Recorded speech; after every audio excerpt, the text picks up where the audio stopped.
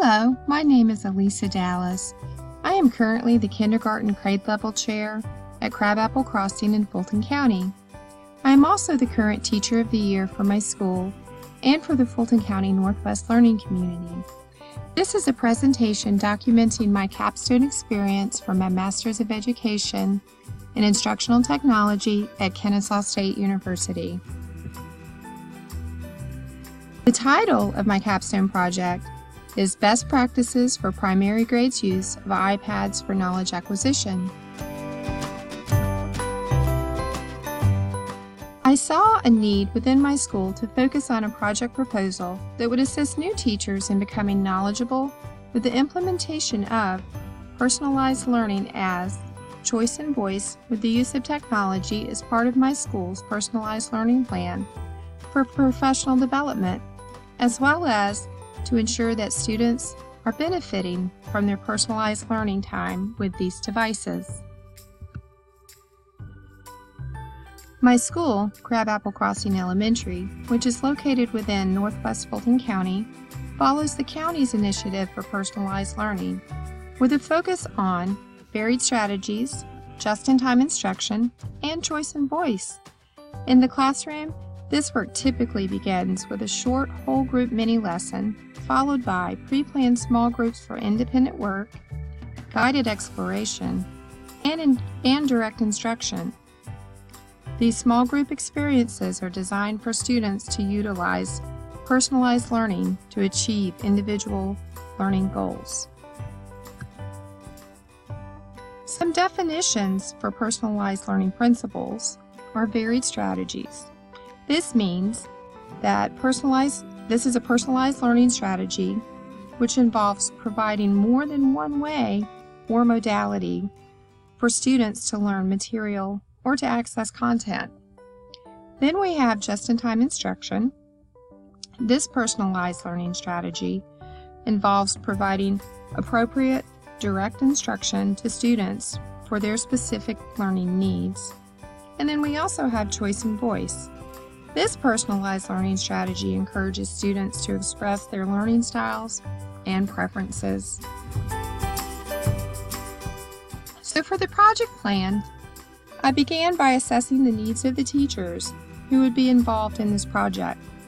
I looked at their comfort level, understanding, and adaptability for 5 primary grades teachers with regards to the use of iPads to provide higher order thinking activities for students within the instructional design of a personalized environment.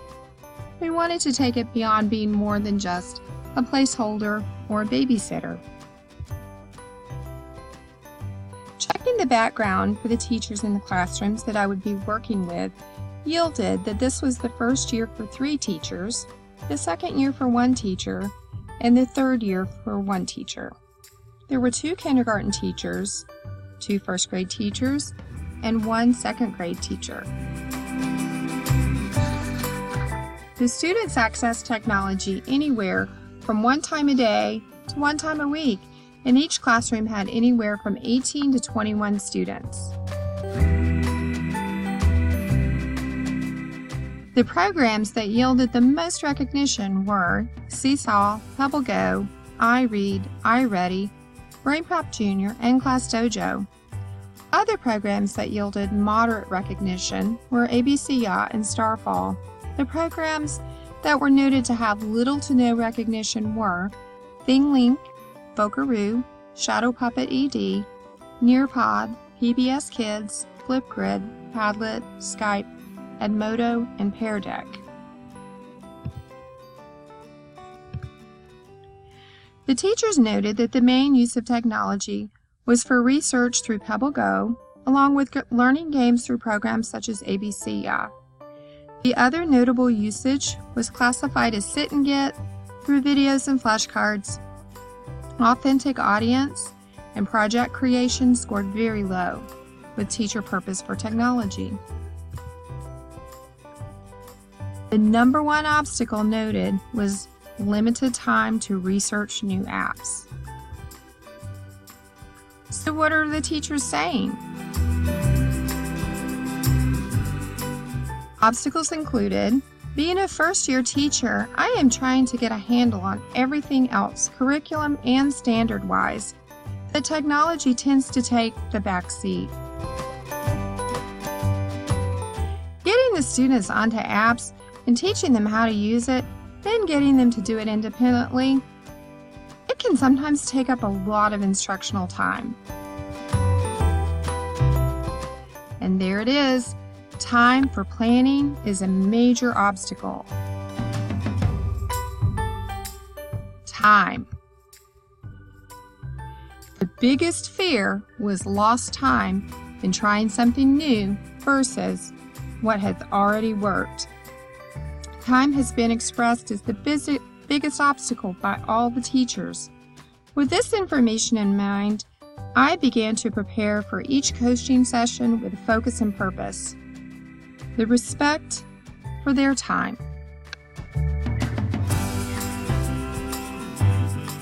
So, for the description of the experience, the process for each teacher involved individual coaching sessions to analyze upcoming standards, model potential products, pick a program for the modeling session, and set up time for the modeling session.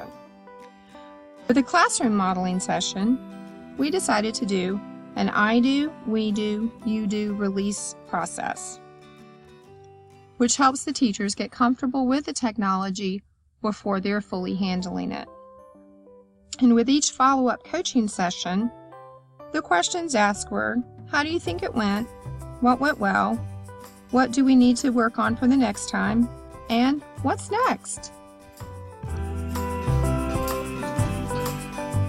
App smashing with a variety of programs help the teachers create engaging lessons within the standards in social studies, science, writing, reading, and math. I created visuals for both students and the teachers to follow as a support guide for using the programs.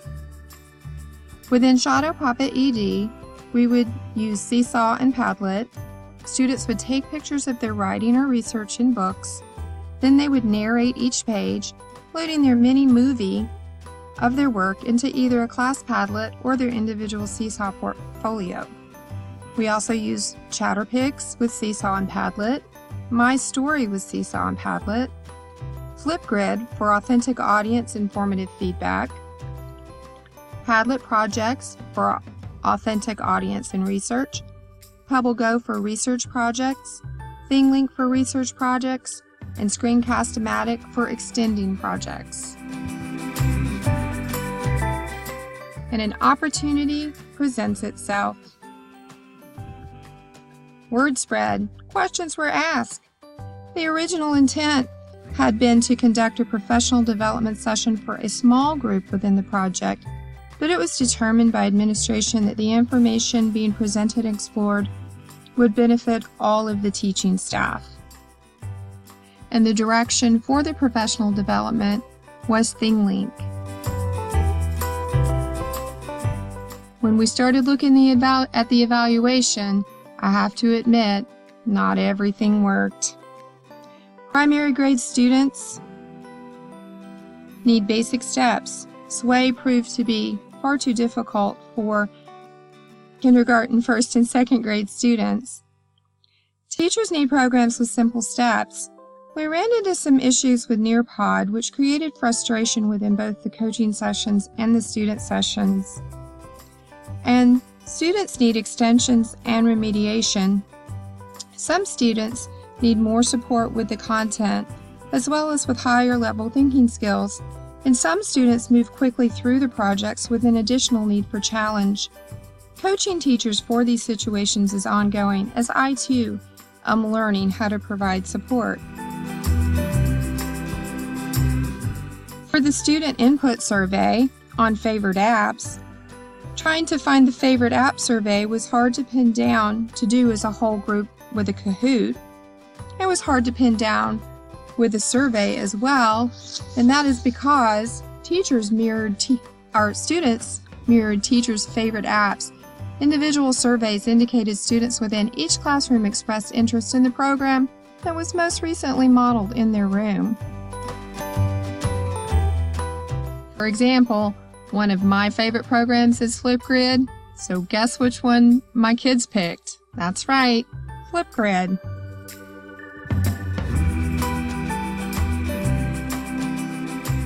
For more evaluation results, teachers were more likely to use iPads if they felt confident with the use of the iPad in exploring new technology. So following the project, the teachers that I worked with stated they were more likely to use technology in their classroom in a manner that meets our school's personalized learning objectives. They now have more confidence to explore and experience to guide students with exploration and higher order thinking skills that push beyond brick and mortar walls for student engagement.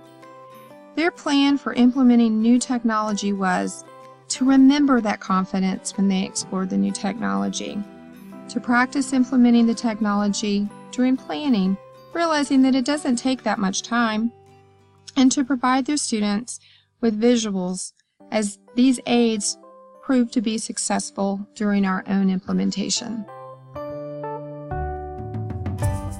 How has this project affected our students? Well, each teacher in this project left a comment. They said, engagement is at a higher level. Students work more independently. When students are on the technology, they are focused. The students are engaged in their learning. They are excited to get on technology. They are focused and engaged while learning. Through my own reflection, I have seen an increase in student engagement. I have witnessed improved problem-solving skills. I have seen technology take my students to places beyond the brick and mortar walls, to places both near and far. Technology can help students see the world.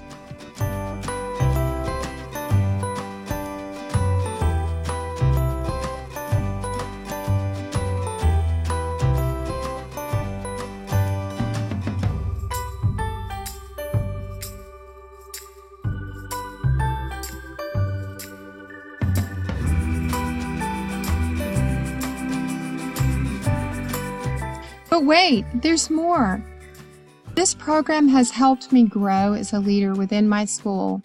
I'm able to offer more professional development and coaching sessions to my teachers. I've become a Fulton County Vanguard member as a result of this program. I've also enjoyed attending both ISTE in San Antonio and Georgia ETC here in Atlanta. I've designed my own website that's connected to Twitter. If you're interested, please follow me at CCESA Dallas. My website is alisadallasclass.weebly.com.